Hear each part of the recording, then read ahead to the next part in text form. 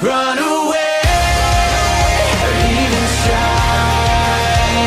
Let it burn, I'll never be coming back. 'Cause I'm losing my mind.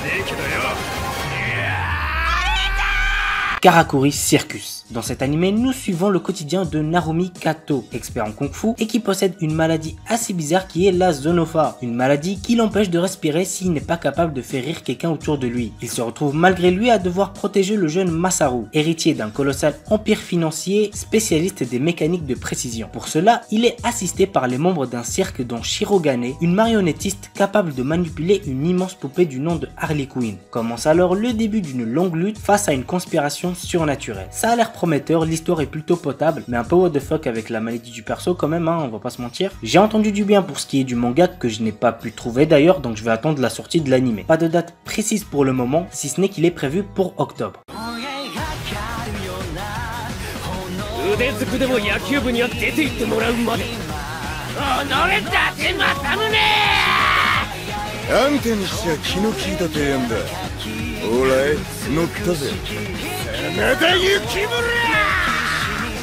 Passons maintenant à Gakuen Bazara. Cet anime est une parodie scolaire basée sur la série de jeux Sengoku Bazara. Nous suivons le quotidien de Yukimura Sanada et Masamune Date à travers leur rivalité pour devenir président du conseil des étudiants et de leurs relations sociales avec les autres élèves. L'histoire semble être vide, oui, mais comme à mon habitude, j'aime bien vous présenter à chaque saison un animé détente où tu vas juste regarder pour rigoler un bon coup. En espérant que ce sera le cas pour cet animé.